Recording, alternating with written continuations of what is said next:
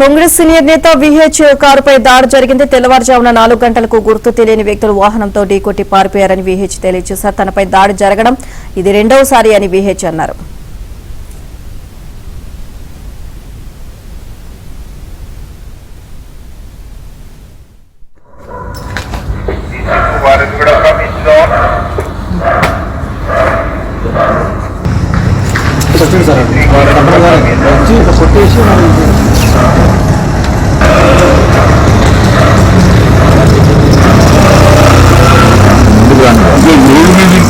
ఎగిరిపోతున్నాను బండి పక్కకున్న కింద.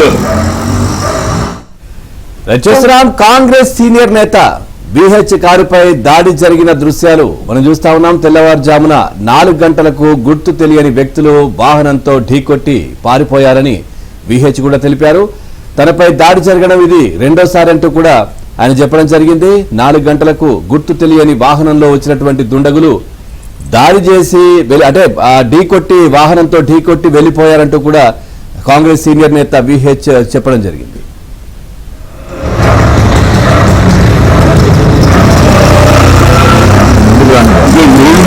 వాడు ఎగిరిపోతున్నాను బండి పక్కకున్న కింద.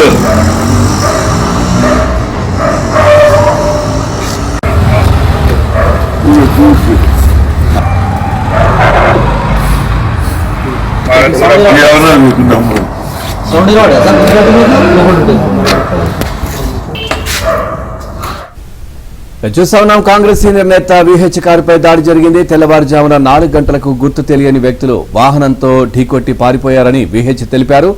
తనపై దాడి జరగడం ఇది రెండోసారి అంటూ కూడా ఆయన చెప్పడం జరిగింది. ఓవరాల్ గా ఈ అంశానికి సంబంధించి మరింత సమాచారాన్ని మా కరెస్పాండెంట్ సిద్ధార్థ్ అందిస్తారు. సిద్ధార్థ్, పూర్తి డీటెయిల్స్ ఏంటి విహెచ్ కారుపై దాడి జరిగిన అంశానికి సంబంధించి?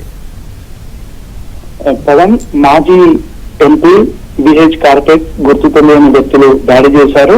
ఈ రోజు ఉదయం 4 గంటలకు గుర్తు తెలియని వాహనంతో ఢీకొట్టి పారిపోయినట్లు విహెచ్ తెలిపారు. అయితే సంవత్సరం క్రితం గతంలో కూడా ఒకసారి విహెచ్ ఇంటి ముందట పార్క్ చేసినటువంటి కారుపై కొంతమంది దుండగులు దాడి చేసి పారిపోయారు. ఇది రెండవ ఇన్సిడెంట్ అని విహెచ్ ఆవేదన వ్యక్తం చేశారు.